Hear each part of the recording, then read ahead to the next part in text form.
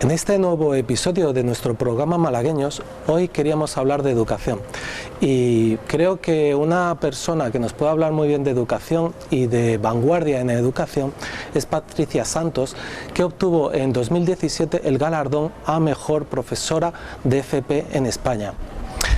Qué bonito galardón, Patricia, muy buenas tardes. Muy buenas tardes. Pues sí, la verdad que sí, que es un honor, ¿no? que hayan considerado que soy merecedora de ese premio. Y es un honor sabiendo además que fueron tus propios alumnos quienes te propusieron al premio. Yo creo que es de lo que más valor le aporta ese premio, porque nuestra profesión va dirigida a eso, al alumnado, ¿no? Que si mi alumnado consideraba que era merecedora de ese premio, pues yo puedo sentir que estoy haciendo bien mi trabajo, ¿no? Que es de lo que se trata. Entonces yo creo que es de las cosas más bonitas que por ahora me han pasado en mi profesión. Y al día siguiente de recibir un premio como ese, de notificársete un premio como ese, y te presentas ante tus alumnos, una responsabilidad, porque tú venías haciéndolo con toda la naturalidad y la normalidad que tú creías hacerlo y sabías hacerlo, y ahora a lo mejor te preguntas si hay que hacer algo más. Primero me planteo ¿por qué soy merecedora de ese premio, ¿no? ¿Qué es lo que hago diferente? Porque yo tampoco entendía que estuviera haciendo nada especial. O sea, es cierto que siempre he puesto mucha pasión a lo que hago, pero yo misma también he sido muy crítica y miraba lo que hacía y pensaba, lo puedo hacer mejor, o no he sabido llegar a todos, ¿no? Con este chico o con esta chica no termino de engancharlo, ¿no? O de conseguir que le guste las clases. Entonces, es cierto que lo primero que me ocurre es reflexionar, oye, no lo estoy haciendo mal, ¿qué es lo que hago o qué es lo que valoran?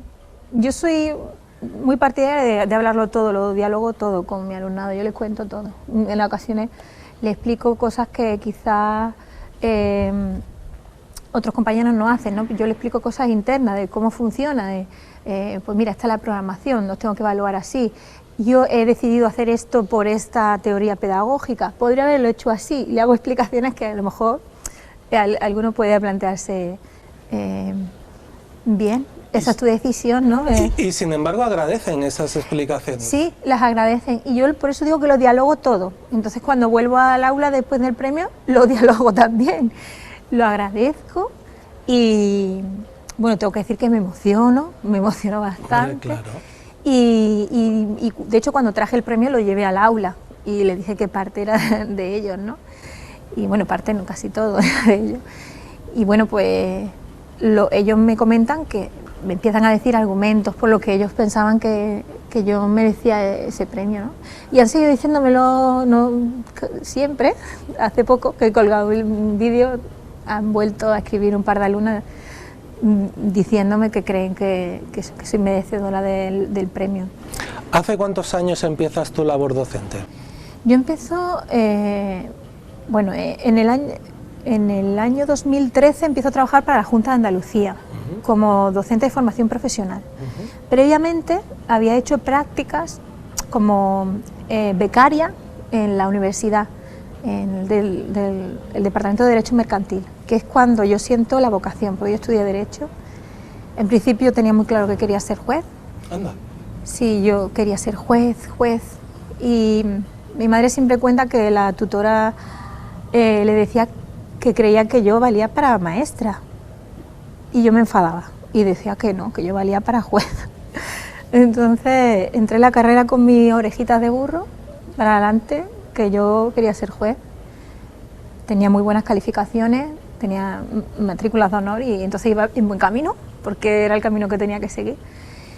Y en un momento dado de la carrera, la profesora de Derecho Mercantil me dice que si doy una clase me va a dar un punto extra. Y yo, que tenía obsesión por las calificaciones, donde hubiera punto, allá que iba yo. Preparo la clase, me subo encima de la tarima, que allí en la facultad hay tarima, empiezo a dar la clase, termino y me di cuenta como que esto es lo mío. O sea, llevo un montón de tiempo y llevo un momento como de flash, ¿no? Que miro hacia atrás en mi vida y digo, bueno, llevo toda la vida estudiando, enseñando, porque, por ejemplo, la carrera, desde primero, las clases eran un poco aburridas, la gente no entraba, y entonces cuando acababa la hora me iba al bar de la Facultad de Ingeniería Informática, aquí en Teatinos, y se venían pues unos cuantos compañeros para que yo les explicara lo que se había dado en clase. Yo al explicar ya memorizaba, porque se me quedaba, y ellos pues ya iban más, se enteraban mejor. Y me pasé toda la carrera, llegué a un momento que en algunas asignaturas tenía hasta 35 personas explicando la asignatura, con lo cual llevaba toda mi vida practicando lo que era enseñar, y pensé que quizás pues tenía que seguir la vocación, como no sé, era, si me está persiguiendo, ¿cómo la voy a dejar de lado, no? Como diría María Zambrano, la vocación del maestro, yo creo que la sentí o la identifico en ese cuarto de carrera, y entonces seguí dando clases cuarto y quinto, y llegó un momento también de reflexión que pensé, pues bien, vale, sé mucho derecho, pero ¿quién me enseña a mí a dar clase, no? No sé si sé dar clase. Y le planteé a mi profesora, a la tutora que yo tenía en la facultad, que tendría que estudiar algo de pedagogía o algo, ¿no? Y me matriculé del máster. Bueno, entonces era el CAP, el curso de adaptación pedagógica. Fui al CAP y no aprendí mucho, tengo que reconocerlo, porque el modelo pedagógico de la universidad de entonces, y creo que un poco ahora depende de la facultad, pero entonces era muy de repetición, de leer y de memorizar, y claro, yo necesitaba habilidades prácticas. Pero me lleva hasta aquí, a este centro, y tengo que hacer unas prácticas en un centro y descubro que en formación profesional hay un perfil adecuado para las personas que hemos estudiado Derecho. Damos unas asignaturas troncales y entonces se me abre otro camino. Es mucho más libre, tengo más autonomía pedagógica, puedo ser más práctica con el alumnado, no necesito dar tanta teoría, y entonces siento que como que incluso encajaba mucho mejor conmigo. Esto era lo que buscaba.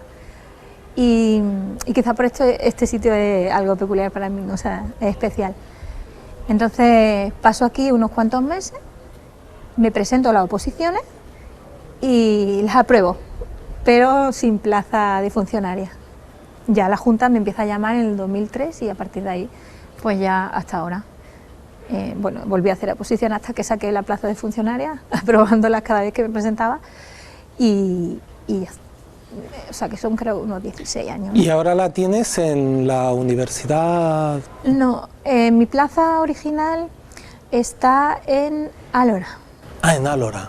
Pero tú no estás ejerciendo en Álora. No, porque nosotros podemos solicitar para acercarnos a nuestra casa una cosa que llamamos concursillo. Sí. Entonces, claro, eso hace que no tenga un destino fijo todavía, porque mi destino fijo... Lo sería, pero sería Álora. Exactamente. Entonces, alguna vez me he planteado irme allí, pero ahora mismo, claro, las carreteras no son buenas carreteras, los kilómetros, entonces por eso. ¿A qué conclusión has llegado en respecto a por qué te gusta tanto dar clase? Yo creo que es una de las profesiones más importantes que existen por la capacidad que tenemos de influir en la gente que pasa por nuestras aulas, ¿no? Yo lo sentí muy rápidamente. El primer curso que yo daba clase me mandaron a Cádiz. Nunca había dado clase en un instituto y me tocó en un grado medio de informática, y yo tengo que explicar una cosa que se llama análisis de inversiones. Suena un poco complejo. Entonces, claro, a mí me dijeron, tiene que dar este temario, yo doy el temario, como fuera. En una de estas clases, un alumno, José María, me mira y me dice, mira, Patri, yo soy de diversificación, a mí no me puedes pedir que yo haga análisis de inversiones. Bueno, me decían maestra más que Patri. Y yo me quedé mirando como, primero tengo que reconocer que no sabía lo que era diversificación, porque acababa de aterrizar en... ¿Qué es diversificación? Diversificación es un programa que se hacía para los alumnos que necesitaban un apoyo educativo y entonces se le suele llevar a una especialidad, es la ESO, pero adaptada. Entonces, al ser adaptada, no les deja, dependía, a veces podían titular o no titular si la adaptación era significativa, se dice, o no. Pero en ese momento yo acababa de entrar y reconozco que no conocía lo que significaba, que creo que me vino muy bien, porque yo lo que le dije fue, a mí no me pongas excusa, eso no sé lo que es, pero no me importa, digo, si tú esto lo vas a aprender, yo estoy aquí para enseñarte. Y además es bueno que lo aprendas, claro, seas quien seas. Entonces, él se quedó un poco chocado porque probablemente con esas, o eso se lo habían estado diciendo siempre y él había pensado que eso le imposibilitaba hacer algo y yo le negaba eso. Me dice, tú puedes llegar donde quieras, o sea, hay que trabajar, gratis no es nada, pero trabajando se llega. Bueno, pues nos pusimos a trabajar y un día me aparece con un programa que hacía análisis de inversiones. Claro, el chico era de informática, que era su pasión, ¿no? Y yo, que reconozco que la informática para mí es un misterio, pues llamé a un amigo mío que es ingeniero informático y le pregunté, mira Raúl, si alguien hace un programa, ¿entiende cómo se hace la actividad? Claro, me dijo, claro, si no, eso no es magia, eso se lo tiene que haber dicho él. Entonces pensé, este chico lo ha aprendido. Entonces yo volví al aula y le dije, esto es maravilloso, te lo has aprendido, ¿ves lo de diversificación esa, que no sé lo que es? No hay ninguna excusa para ti, puedes aprender lo que quieras en la vida. Entonces se generó una sinergia y cuando acabó el curso se me acercó y me dijo, bueno, ¿y ahora qué hago? O sea, él tenía, le habían dicho que no era capaz de hacer nada más que el grado medio, y ya como que se le abrió un mundo. Y yo ya le pregunté, digo, bueno, ¿a ti qué te gustaría hacer? Y me dice, yo quiero trabajar en ingeniero informático, quiero ser informático. Pues nada, pues ahora vamos a hacer bachillerato de adultos, tal. Se fue a estudiarlo y cada vez que acababa algo venía otra vez a buscarme. ¿Y ahora qué hago? Un sentido de responsabilidad importante. Hasta que ahora es ingeniero, él es ingeniero. Entonces, yo creo que igual también me ayudó la inocencia, ¿no?, que yo llevaba o el desconocimiento, pero el hecho de que tú pienses que esa persona, gracias a encontrarse con alguien que le dijera tú eres capaz de hacer lo que quieras, ha sido capaz de desarrollarse en un ámbito que le apasionaba. Bueno, aparte de sentir mucha responsabilidad, porque dices tú, vaya si me equivoco, lo que sí que piensas es que bonito, ¿no? O que yo pueda ayudar a que personas... ¿Podrías haberte equivocado? Claro. ¿Por qué? ¿Cómo? ¿En qué situación? Bueno, yo para intentar no equivocarme, normalmente nunca les digo lo que tienen que hacer, sino les pregunto para que lleguen a su reflexión, ¿no? Y le acompaño. Lo que sí intento siempre es potenciar esa autoestima. Le hablo mucho de los talentos, las inteligencias múltiples, creo mucho en esa teoría. Creo que las personas no es que seamos tontas, sino que tenemos unos talentos más desarrollados, otros menos desarrollados. Depende, tú tienes que encontrar, como dice Ken Robinson, el elemento, ¿no? Entonces yo lo que procuro es que busquen ese elemento. Cuando un alumno está o una alumna está perdido, ¿cómo se le ayuda a encontrar el elemento? Aquello en lo que ellos son cracks. Porque todos somos cracks en algo. Exactamente, eso es lo que yo pienso. Primero, es cierto que se trabaja mucho, yo trabajo mucho a través del diálogo, como te comentaba al principio. El diálogo es fundamental y tú tienes que llegar a ese conocimiento por ti solo, no puede ser que yo te lo muestre. O sea, porque tú tampoco lo sabes. Yo tampoco puedes lo sé. acompañar a que él o ella claro, lo encuentren. Tú puedes, que ahí es donde viene lo de equivocarse. Yo reconozco que después de muchos años se genera un ojo clínico, pero ese ojo clínico puede tener fallos, entonces yo prefiero no usarlo mucho, dejarlo para mí, lo leo para adentro, ¿no?, como se dice, y intento que sean propiamente el alumno o la alumna la que va llegando, ¿no? Pues yo básicamente empiezo a trabajar las bases, inteligencia emocional, la autoestima, la reflexión. Me gusta mucho utilizar un vídeo que hay de una charla TED que se llama Si cabe en tu mente, cabe en tu mundo, y habla de la historia de un chico al que es disléxico y le dicen que no puede hacer las cosas, ¿no? Y él cuenta su historia de vida. Y a partir de ahí normalmente empezamos con una reflexión sobre eso, ¿no? Como el mundo le ha estado diciendo siempre que no, y por él centrarse en que cómo que no, yo sí puedo, llega a ser una persona de éxito en su país, y a pesar de toda la gente que le había dicho que no, ¿no? Intento interconectar para que empaticen, porque muchos de los alumnos y alumnas que llegan a formación profesional llegan así.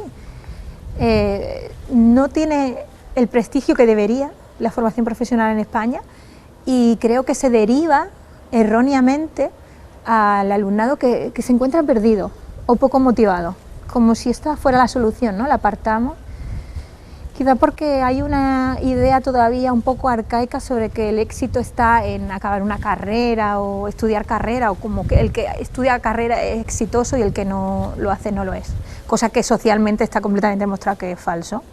Porque es una creencia social. Sí, yo creo que hay... ¿Que ya empieza a caerse o no todavía? Yo creo que no mucho, que debería, pero no mucho, porque todavía en ese vínculo que yo suelo generar, yo recuerdo también una chica en la línea que me venía a la madre siempre porque me decía, a ti te escucha, a mí no, y dice, y quiero que ella vaya a la universidad, convéncela. Y yo le decía, pero si es que Marina es muy buena en informática, y la informática tiene un recorrido mucho más exitoso, por ejemplo, hoy día en formación profesional. Y se sentía súper ofendida, es que ella es de 10.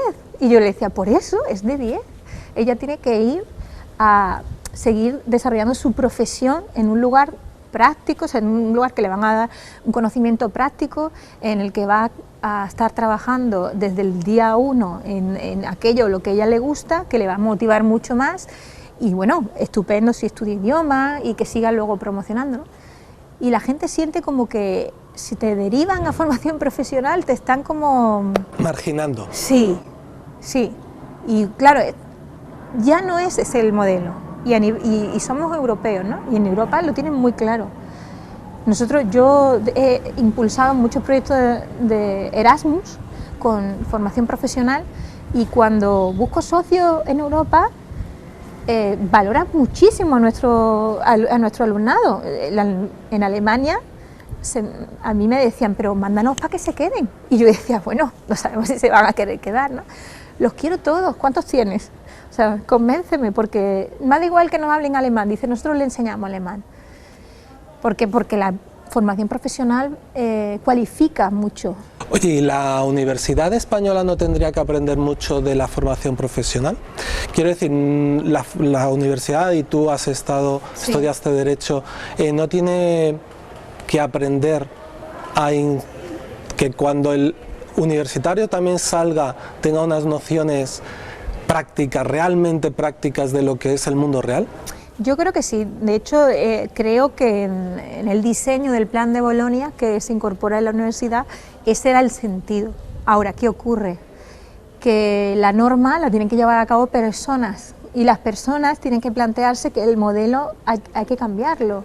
Entonces, los docentes que hay en la Universidad Española tienen que reflexionar que quizá el alumno o la alumna que viene para intentar sacar una profesión práctica, que no va a investigar o a divulgar. ¿Hay alguna profesión que no sea práctica?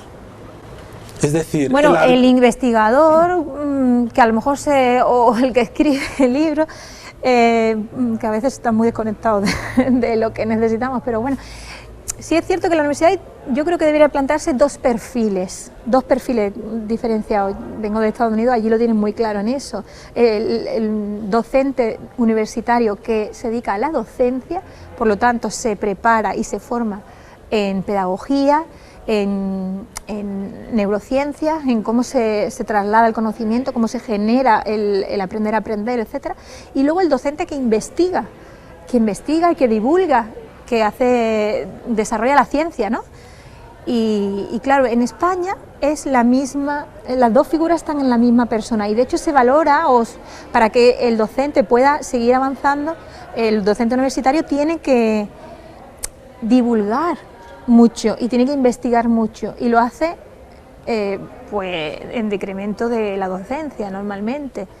Esto es muy general, y siempre que uno se hace generalidades suele equivocarse, ¿no?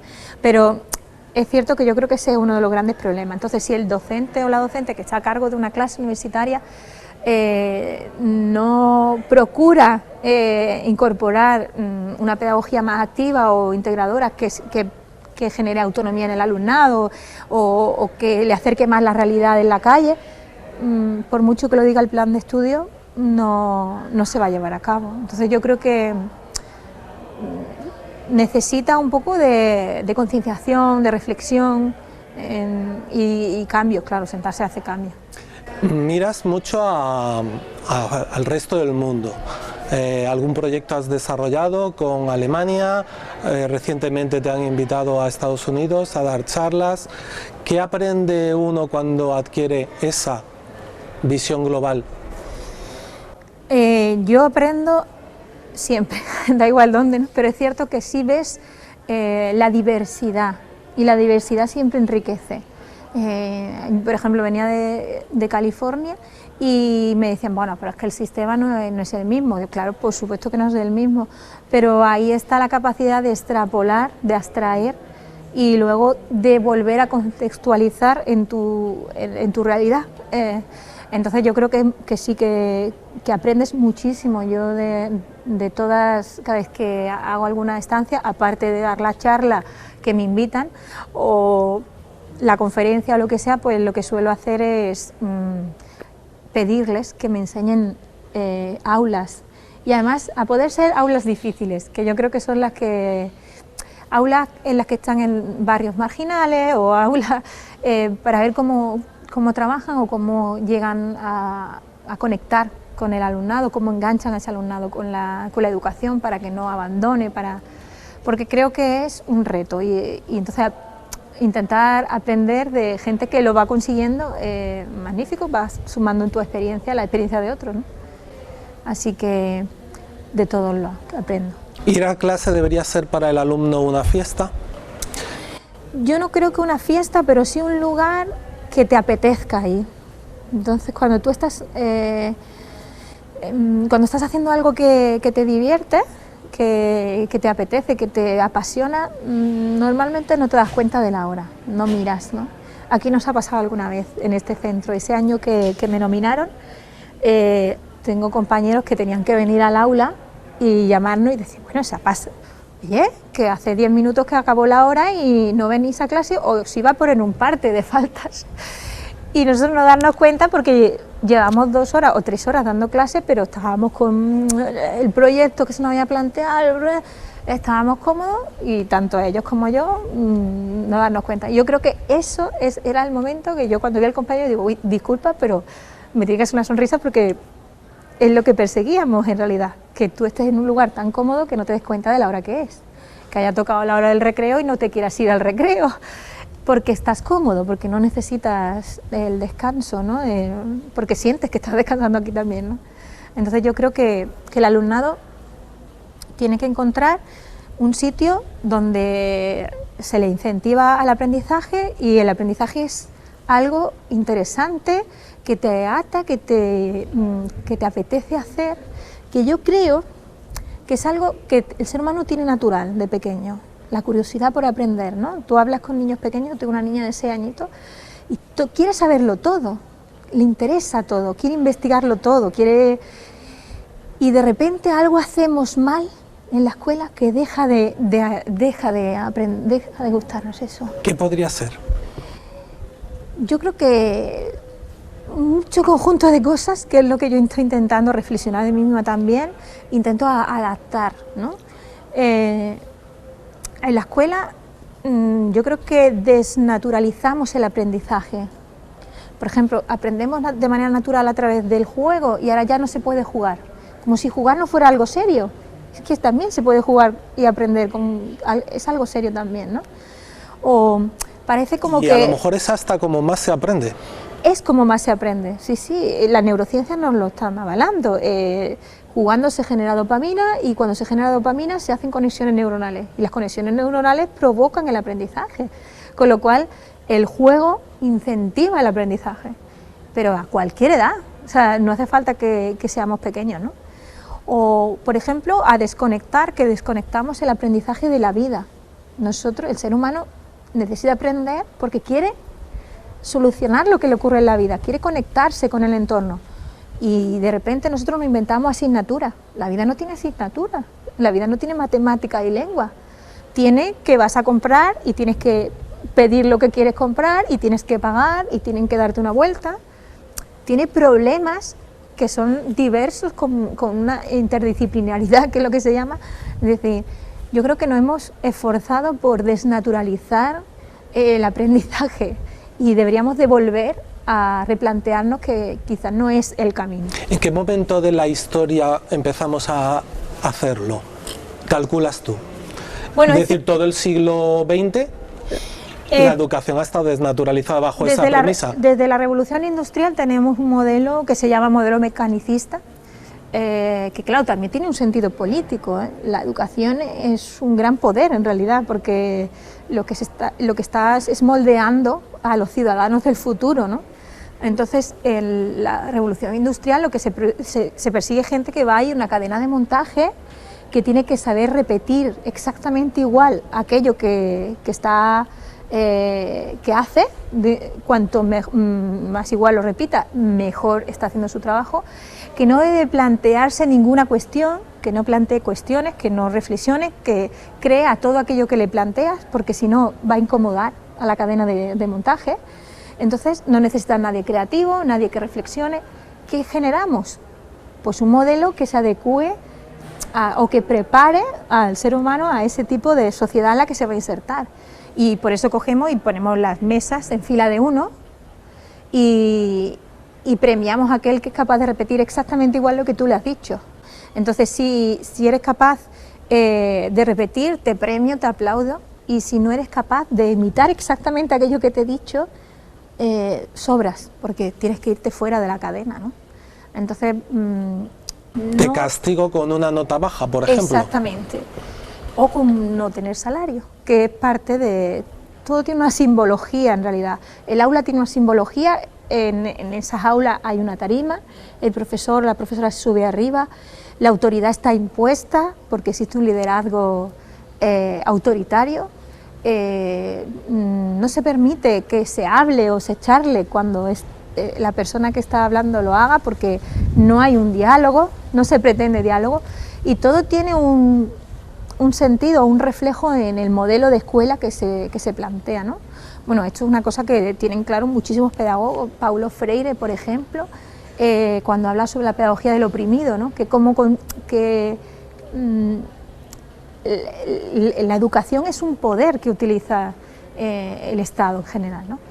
Yo creo que cuando nace así, quizás ya ahora no es tanto, no sea eso, sino ya que se ha acomodado, y es muy difícil el cambio, el romper.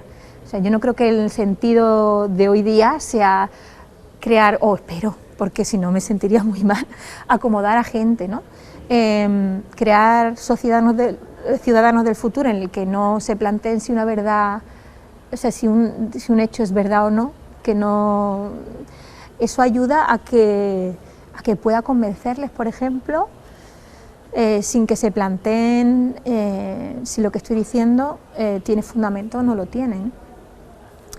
Yo creo que la escuela tiene que hacer lo contrario ahora, tiene que crear o tiene que propiciar que haya ciudadanos que sean creativos, que sean reflexivos, que tomen sus propias decisiones, que las basen en una búsqueda de la verdad, que sepan capaz de investigar información. Estamos en una sociedad infosicada, que hay un montón de información, y eso hace que a la vez no sepamos nada, porque no sabemos lo que es verdad o lo que no es verdad.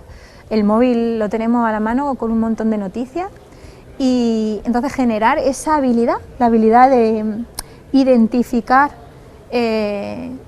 cuáles son hechos ciertos de los que no, curar contenidos, que se llama, y luego tomar tus propias decisiones, sin que dependan de lo que te dicen que tiene que ser, ¿no? Entonces, ciudadanos críticos, ciudadanos reflexivos y ciudadanos creativos que puedan resolver cosas, ¿no? Si así fueran los alumnos que salen de los institutos, de los centros de FP, ¿cómo sería la sociedad? Yo creo que un poquito mejor. Pero, ¿qué características tendría ese poquito mejor? ¿Cómo sería la sociedad? Yo creo que un poquito mejor porque los ciudadanos que son más reflexivos, también diría más empáticos también, con mayor índice de inteligencia emocional, pues son más capaces de trabajar en equipo, de cooperar. Sería una sociedad, pienso, menos competitiva, una sociedad que se fija mucho más en la persona desfavorecida, una sociedad que se sabe adaptar mucho mejor a los cambios, porque necesitamos eso socialmente ahora mismo. Nuestra sociedad actual es muy volátil y requiere de esa habilidad. Entonces, una persona que es más flexible, que no se frustra cuando algo no sale bien, que es capaz de aprender y es proactiva, yo creo que se adaptaría a una sociedad así, con estos ritmos de tecnología, de cambio, de globalización, mucho más. Entonces, a nivel económico incluso creo que tendría un impacto, porque... ¿Cuál sería, a tu modo de ver? Yo creo que si en general los ciudadanos son más emprendedores, y no me refiero a emprendedores solo como emprendimiento productivo, no que crearan empresas, porque no todo el mundo tiene esa pasión o ese elemento de crear empresas, ¿no? Hay gente que puede no tenerlo, pero está el emprendimiento social o está el emprendimiento personal, donde se encuentra todo ese tipo de habilidades, se llaman soft skills, ¿no? La creatividad, la proactividad, la cooperación. Si en conjunto la gente saliera mucho más preparada en esos ámbitos, yo creo que seríamos más productivos en general. Y eso tendría un impacto a nivel de economía, por supuesto, claro. ¿Seríamos también más felices? Yo creo que también, porque trabajar un poco la autoorientación personal y profesional para eso, para encontrar lo que decíamos del elemento, te ayuda a encontrar tu sitio en la sociedad, que normalmente se va a relacionar un poco con tu talento, tu habilidad, y al encontrar ese sitio, bueno, yo creo que cuando trabajas en algo que te gusta, parece que no estás trabajando, ¿no? Entonces, es un poco eso. Si la mayoría de la gente pudiera tener ese privilegio, pues la gente sería más feliz, ¿no?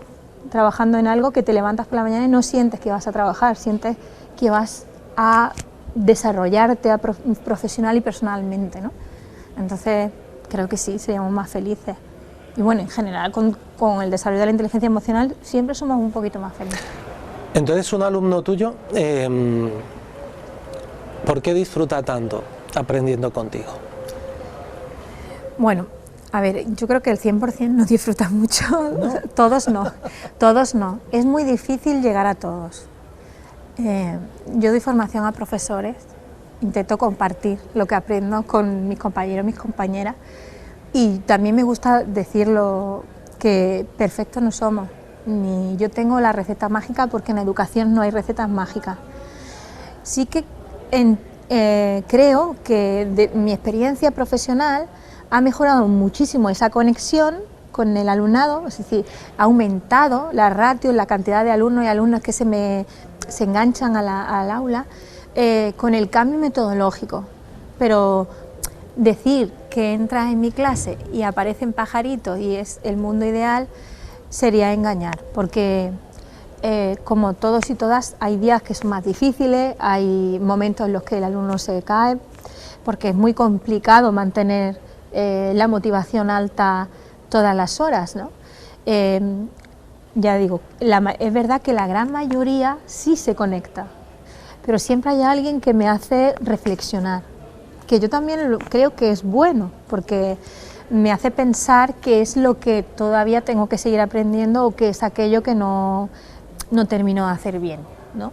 Entonces, ¿qué es lo que tiene mi aula para que ellos, los que están bien, estén?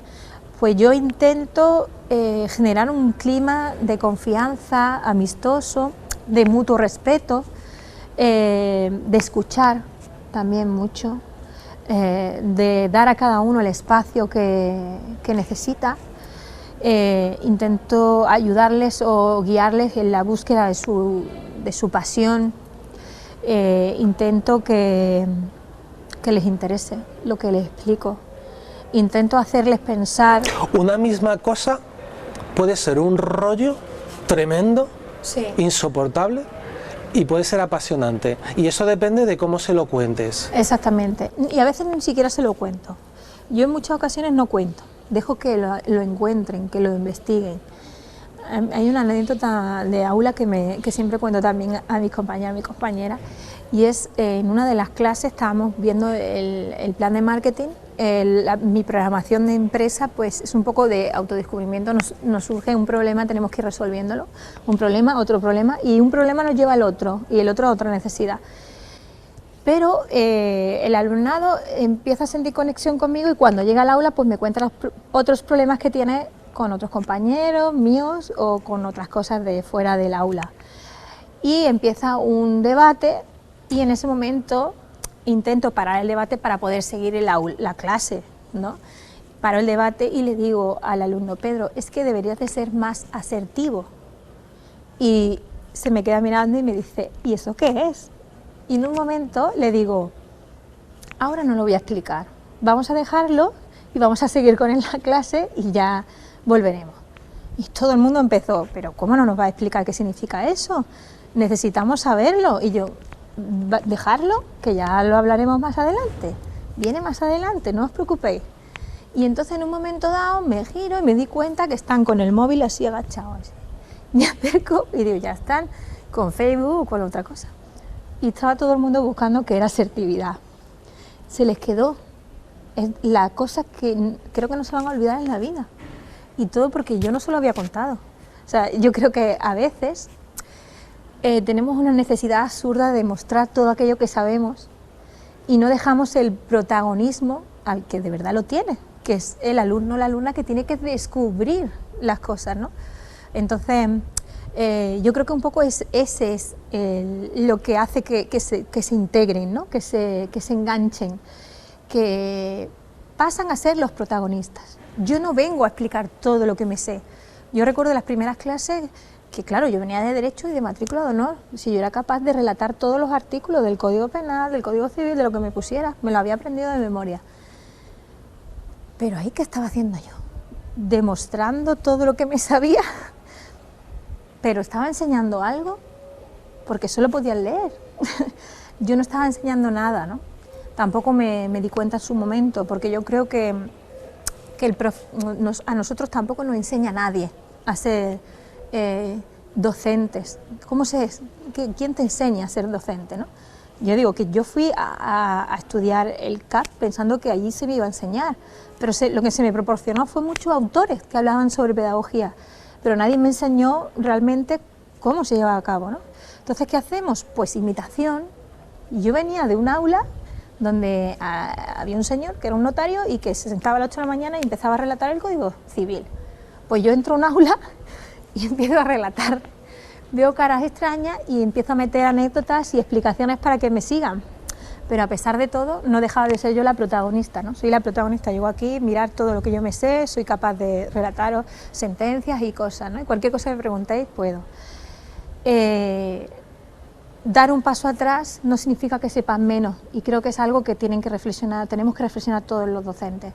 Yo no dejo de saber derecho porque no lo cuente. O sea, yo estoy ahí de apoyo, yo soy su guía. Yo ahora mi profesión consiste en guiar para que aprendan, pero para que descubran el aprendizaje, no para que yo lo relate, ¿no? Eso, de todos modos, hay muchísimas investigaciones que demuestran que cuando una persona escucha, no retiene lo que está escuchando. En cambio, cuando explica, cuando ha entendido, tiene que explicar, tiene que haber entendido, sí que retiene en gran cantidad aquello que está contando, ¿no? Básicamente por eso creo yo que me estudié mi carrera y todavía me acuerdo de ella, ¿no? Porque me he pasado la carrera explicando, ¿no? Entonces, llegar a esa reflexión cuesta un poco, pero cuando se llega, dar el paso atrás, yo creo que facilita que el alumnado se integre más. Porque cuando llegan al aula es su momento, el momento en el que son protagonistas, que demuestran aquello que han aprendido, que presentan las dudas que tienen, que interconectan su vida con la que tenemos en el aula y que se les ayuda, se les guía a encontrar su pasión, su elemento, su situación, lo que valen, lo que pueden aportar al equipo o en este caso a la clase. ¿Sientes que en todos estos años has cambiado, has evolucionado mucho? ¿Es aquella jovencita que empezó Sí. a dar clase por primera vez, es diferente de la mujer de hoy, y crees que tu evolución todavía tiene muchas fases que irás descubriendo poco a poco? Yo, por supuesto, o sea, cada día no tengo nada que ver, por supuesto.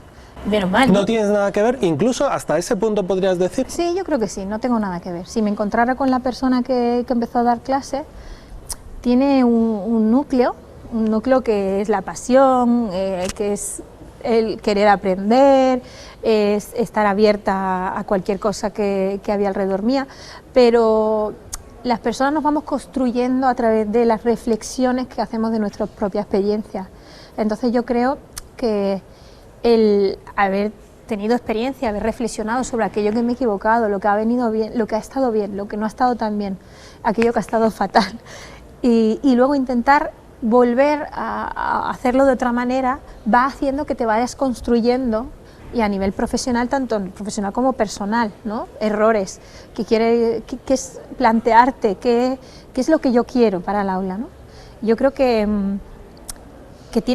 te suelen pasar cosas en tu historia de profesional y de vida que van haciendo que mutes, que vayas construyéndote, ¿no? Y claro, en 16 años me han pasado muchas, entonces, y creo, no estoy segurísima, que van a seguir pasándome por el resto de tiempo que esté trabajando, porque todos los años analizo y miro para atrás y veo cosas que no hago bien, y siempre descubro todo lo que me queda por aprender, porque eso suele pasar, ¿no? Entonces, voy a leer esto y ya descubro que leyendo eso tengo que aprender muchas otras cosas, y empiezo a leer otra cosa y descubres todo aquello que no sabes, porque como que no hay límite en el conocimiento, ¿no?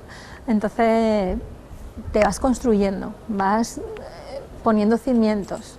Pero eso sí que creo que es muy importante, es que se reflexione, porque es un debate que hemos tenido muchas veces con compañeros y compañeras. La experiencia de por sí sola no tiene valor. El valor de la experiencia lo trae la reflexión, porque tú puedes pasar por la vida sin pararte a pensar qué estás haciendo. Mientras no te paras a pensar qué estás haciendo, ¿Y ocurre a no menudo? aprendes. ¿Pasamos por la vida sin prestar atención o sin reflexionar sobre lo que estamos haciendo? Yo creo que sí, que ocurre. Demasiado a menudo. Demasiado a menudo, sí. ¿Ese es el modelo de educación que tú persigues, que tú encarnas? Por ahora sí. Ya quiero decir, a día de hoy, como estamos hablando que nos vamos construyendo, ¿no? A día de hoy yo persigo un modelo de educación que se basa en la construcción personal. Creo que sin eso no se puede hacer otra cosa. Tenemos que procurar que la escuela en general, ya sea la etapa que sea, tiene que procurar dar una opción a todas las personas que pasan por ella de poder construirse socialmente. Yo sé que hay gente que en esto no está muy de acuerdo porque piensa que la educación debe darse en casa, pero ante eso yo argumento que no todo el mundo tiene la misma circunstancia ni la misma oportunidad de familia, ¿no? Entonces la escuela debe de ser una oportunidad equitativa, que se ofrezca a todo el mundo, y una oportunidad de poder desarrollarse personalmente, socialmente, Humanamente. exactamente, como base. Y solamente cuando eso se ha construido es cuando se puede construir los saberes profesionales, los saberes constituidos, ¿no? Lo que serían el aprendizaje, las matemáticas, las ciencias, la lengua. Todo eso cae en vacío si no hay algo debajo, ¿no? Entonces yo creo que tampoco soy partidaria de decir, bueno, pues nos vamos a centrar solamente en el cariño, en el amor y la inteligencia emocional. No, la escuela no solo puede dar eso. La escuela tiene que ser un sitio donde está la cultura, es la sede de la cultura y se ofrece, pero no es incompatible, no creo que lo sea, no es nada incompatible. De hecho, es completamente compatible, se necesitan ambas cosas. Deben de plantearse espacios para poder desarrollar a la persona, la construcción del ser, para que esté preparado, y luego incentivar ese interés por el aprendizaje, esa inquietud por aprender cosas, y luego procurar que adquieran mucha cultura, porque yo creo que es esencial. Yo también lo intento transmitir en mi aula. Lo digo un poco así como de broma, digo, no solamente para ganar en el trivial, sino porque cuanto más cultura tienes, más posibilidades de insertarse socialmente de una manera sana y de poder desarrollarte vas a tener, ¿no? Entonces, una conjunción. Yo creo en una escuela que trabaja las dos cosas, pero no aquella que deja de lado la parte personal, ¿no? Que dice, no, aquí no venimos a educar a nadie, ¿no? Yo creo que sí, siento que sí, y es mi opción en mi aula. Yo quiero que en mi aula haya una oportunidad para el que no ha tenido la suerte de tener una familia o un ambiente que sí le ha proporcionado eso. El que lo tiene ya, pues estupendo, pero el que no lo tiene, ¿por qué no tener un momento? Pero es que yo no creo que nadie lo tenga. Ya sea clases, porque hay clases desfavorecidas que quizás no tengan o porque son clases a lo mejor adineradas, en los que a lo mejor los padres están muy responsabilizados con su labor profesional y tampoco están en casa. No es una cuestión de clase social. En todas las clases sociales el niño probablemente necesita ese acompañamiento humano que a lo mejor a día de hoy en casa no reciben porque a lo mejor los padres no están ni tienen el tiempo suficiente para ofrecerlo. Sí, yo no me refería tanto a clases, sino a oportunidades, porque tampoco creo que, como tú bien has dicho, que tenga que ver con la clase social o con el estatus económico ni nada, porque a veces teniéndolo no se da y a veces no teniéndolo sí se da. O sea, pero sí que tenemos claro que no todo el mundo viene con esa posibilidad, ¿no? Entonces, la escuela debe de intentar reequilibrar ese desequilibrio natural o social que se ha creado, ¿no? Y debe ser una oportunidad para que todo el mundo pueda acceder a ese tipo de desarrollo personal y social, ¿no? Que pueda dar el cambio. Porque en mi casa, por ejemplo, he visto una situación de maltrato o de un tipo de relación tóxica. Yo tengo que tener la opción de ver que hay otra posibilidad de vida, porque cuanto más conoces, luego más posible tienes el cambio, ¿no? Si que lo quieres, que yo también es un poco partidaria de que lo plantees como si de verdad lo quieres, ¿no? Pero si no sabes que existe otro mundo, no tienes opción de hacerlo de otra manera y estás condenado a repetir eso que estás viviendo, ¿no? Entonces, yo creo que es una corresponsabilidad social, ¿no? Se dice Ubuntu o la tribu tiene que educar, no solamente es responsabilidad de la familia, sino de la sociedad completa, para intentar que todo el mundo se pueda integrar. Y de los modelos en los que se fijan los chicos y las chicas para seguir o para... Fíjate, los premios Educa, se lo cuento a los espectadores, se consideran los Goya de la educación. Qué bueno que unos premios puedan elevarse como referentes a niveles del territorio español para que no solo admiremos a cantantes, no solo admiremos a actores, no solo admiremos a deportistas de élite, sino también a profesores que están rozando la excelencia y que su semilla puede ser tan importante como cualquier otra de las semillas que otros. Entonces, qué importante, se viene diciendo desde hace cierto tiempo, hay voces que lo dicen, qué importante que la figura del profesor sea una figura admirada socialmente para que muchos otros profesores tengan y alumnos tengan un referente también en ese sentido. Completamente de acuerdo contigo, sí. No es algo que en general sea no esté muy de moda, ¿no? Pero creo que lo decía antes, ¿no?, en la entrevista, que nuestra profesión es crucial en la construcción social. Exactamente. De esa sociedad. Sí, sí. Somos parte de la construcción de los ciudadanos de la sociedad del futuro. Entonces debería de plantearse pues esa importancia que tiene darle el valor que tiene que tener. Tampoco es que sea lo más importante del mundo, que hay muchas profesiones súper importantes, médicos, de todo, necesitamos de todo, pero dar una situación de prestigio o de valor o de un espacio a la educación, que llevamos un tiempo que tampoco se ha valorado, ¿no? Hemos pasado del maestro aquel, ¿no?, que se quería por todo el pueblo, desgraciadamente, muchas situaciones de desprestigio de la profesión docente, ¿no? Y entonces, bueno, que llegar al equilibrio entre ambas cosas, yo pienso. Y decías antes que reflexionar en el camino es muy importante, pararse, detenerse a observar qué camino se ha hecho y si hay que variar algo. Bueno, pues que socialmente lo hagamos, socialmente lo hagamos sobre la educación. La educación es un tema apasionante y conversar contigo es una demostración de que es así. Ha sido un auténtico placer y estoy seguro que para los espectadores y toda esa gente que tiene como referentes, pues escucharte una vez más pues les resultará una delicia. Muchas gracias. Hasta pronto. Hasta pronto.